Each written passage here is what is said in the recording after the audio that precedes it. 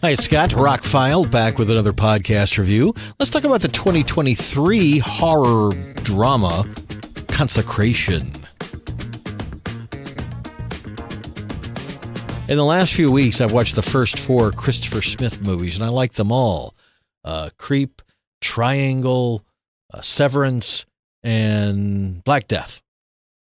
I have heard some of his movies after that are fair to partly cloudy, but this seems to be his most recent film.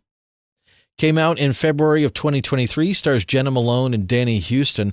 The story of a woman whose brother dies under mysterious circumstances in Scotland at a church, nunnery, etc., and she goes to investigate. Local police take her there, introduce her to people. She stays there a while. Weird things start happening. Could be a horror movie. Could not be a horror movie. Maybe. This was almost a return to form for Christopher Smith. I think at least the first 4 movies that he made were all interesting. Varying degrees of great, but they were all interesting. Different takes on Creepy Thing in the Subway movie, different takes on the mind-bending Triangle movie, different Severance was... His movies are just a little different, usually have a different twist, a little different way of looking at things. He said he wanted to do a church kind of horror movie, but do it for real. And, I think he achieved that. This is a really good-looking film. It's well filmed. It's well made, the whole thing. Pretty impressed with it, actually. It was $10, less than $10 on Amazon. Hasn't been selling well. I even got the slipcover on it for those that are into slipcovers. What else to say about it without giving anything away? What she finds... when she starts uncovering things at the church, this could have gone many ways. I have watched movies like this recently, namely movies like Borderlands or Agnes even. Very similar in, well, at least how they start, something weird at a church or a nunnery, and then this goes differently than those other 2 movies and many other movies like this. It plays out differently. What you think is going to happen is not what happens, and it becomes more of a character study than a horror movie through most of its runtime. Jenna Malone is really good in the film, although I know she's playing a British character, but she's an American actress. The accent, pretty good. Danny Huston, he's always great in everything. He's got some really great scenes in this. Everybody else is good in the film.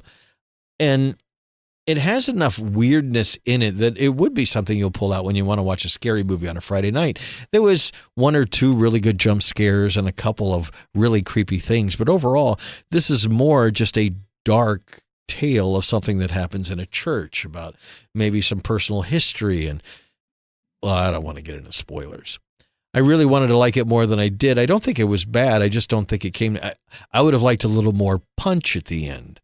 What happens at the end is quite a surprise, and it is a bit plot twisty and a little different, as all of his movies are, but I don't know that he knocked it out of the park. I think maybe with some editing, maybe with a little emphasis on the end, but I think the whole idea was to make a grounded tale like this about dealing with God and the devil and churches and belief and all that kind of stuff, rituals and histories and things like that. I think he was trying to do it, and I think he did achieve his goal. And in that respect, it's a more down-to-earth telling of, I don't want to say it's an Exorcist kind of movie because it's not really, but you know what I'm talking about. A serious, grounded tale that takes place within a church, that kind of thing. I think he did respect to the religious types out there. I think it does play on those fears a little bit. If you're somebody who walks into a church and you feel that kind of feeling you feel when you walk into holy places and things like that, then this movie's probably going to affect you a little differently than somebody like a non-believer or whatever. But it was a fun time at the movies, and I didn't like fast forward or anything. I thought it was a good character study. The creepy stuff was creepy, and I was very interested in the subject matter, actually, and where it went.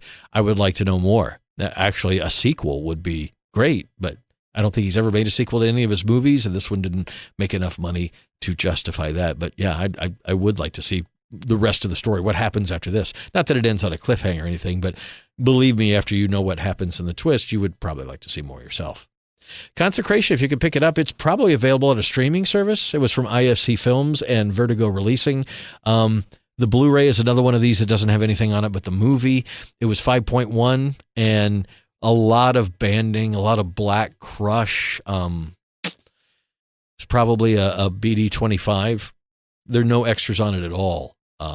Even the setup really doesn't give you much choices. You can have subtitles on or off, and that's about it. There's no commentary, there's no behind the scenes, and this movie cries out for that kind of stuff. So maybe there is a version of this movie out there, an extra that has extras on it, but the version we get here in the United States is $10 with a slipcover, but nothing else. You just get the movie and that's it. No trailer. Well, there were some trailers before it started, but you can't access those once you've watched the movie. Like, they're not in the menu. The menu is play and set up and turn it off. It has some interesting visual, iconic scenes like on the cover and on the back and stuff, but don't think that's the whole movie. It's a little more grounded than that. I think some of the artwork design was to, this is going to be evil. It's evil, but in a whole different way. Check it out, Consecration. It's from Christopher Smith. I can highly recommend his first 4 movies, especially 2, 3, and 4. I thought were fantastic.